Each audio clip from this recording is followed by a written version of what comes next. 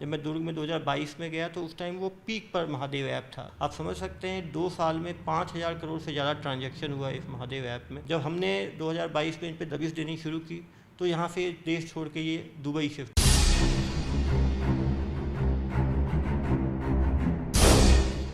आप आते हैं उस एस्पेक्ट पे जिसके लिए आप काफ़ी चर्चा में रहते हैं, जो वायरल रहते हैं, आपके वीडियोस वायरल होते हैं सोशल मीडिया पे, यूट्यूब पे।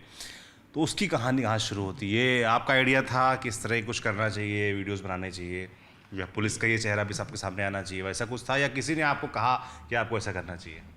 ये हुआ कि जब मैं दुर्ग में गया तो ये जो महादेव ऐप उस टाइम 2020 में 19 सितंबर में महादेव ऐप शुरू हुआ था। जब मैं दुर्ग में 2022 में गया तो उस टाइम वो पीक पर महादेव ऐप था। क्या इसकी कहानी थोड़ी बताइए मुझे? इसकी कहानी, क्योंकि जहाँ जिस ज़िले में ये कहानी पूरी शुरू होती है, आप वहाँ पर कप्तान रहे हैं, ज़िला संभाला है आपने। ये 2019 में जब 20 में जब लॉकडाउन हुआ, कोरोना आया, तो बहुत लोग घर में रहना शुरू, क्योंकि वो बाहर जा नहीं सकते थे तो घर में बोर होते थे। तो जो ऑफलाइन बेटिंग जो लोग जुआ सट्टा खेलते थे वो खेल नहीं पाते थे, तो घर में खाली मोबाइल के साथ बैठे रहना। उस टाइम हर चीज़ इलेक्ट्रॉनिक था, पढ़ाई इलेक्ट्रॉनिक, तो लोग मोबाइल के साथ थमे रहते थे। तो ये मोबाइल पे बेटिंग ऐप आया। अब लोगों को ये पीयर टू पीयर आपस में एक दूसरे को व्हाट्सएप के थ्रू भेजते थे, क्योंकि उस टाइम घर में खाली बैठे हैं, लोग क्रिकेट देखते थे, फुटबॉल देखते थे, तो देखते टेम्प्ट होके उस पर बेटिंग भी करते थे। इस तरह से उन्होंने कोरोना का फ़ायदा उठा के, और कोरोना के बाद जो एक IPL हुआ, फिर दूसरा IPL हुआ, इन लोगों ने एक स्ट्रॉन्ग नेटवर्क बना दिया पीयर टू पीयर, एक दूसरे को मोटिवेट करके, और देश भर में करीब 1000 से ज़्यादा ब्रांचेस खोल दिए, और करीब दुर्ग भिलाई से हज़ारों युवक को इन्होंने इसमें नौकरी के नाम पर एक ब्रांच में 5-6 लोगों को नौकरी देना शुरू कर दिया। अच्छा। आप समझ सकते हैं 2 साल में 5,000 करोड़ से ज़्यादा ट्रांजैक्शन हुआ इस महादेव ऐप में। लोगों की गाड़ी कमाई का इसमें नुकसान हुआ। देश भर से बेट्स लगते थे, बाहर से भी बेट्स लगते थे, और जब यहाँ पैसा बहुत हुआ, जब हमने 2022 में इन पर दबिश देनी शुरू की तो यहाँ से देश छोड़ के ये दुबई शिफ्ट हो गए। और पूरा पहली बार पुलिस को सूचना कब मिली कि ऐसा कुछ भी चल रहा है? ये इसकी शुरुआत कब से, इंटेलिजेंस कहाँ से? 2022 के मार्च में सबसे पहला FIR इसमें हुआ, जब हमें मालूम चला कि हमने एक खाली घर था जिसमें कि एक व्यक्ति जो काम करता था महादेव ऐप में, उसके घर वालों ने शिकायत की कि वो घर में से गायब है। जब हमने उसको लोकेट करने की कोशिश की तो हमने एक घर में रेड मारा तो हमें 5-7 युवक मिले। जब वो युवक मिले तो हमें लैपटॉप्स मिले, मोबाइल्स मिले। हमने उस लिंक को खोलना शुरू किया।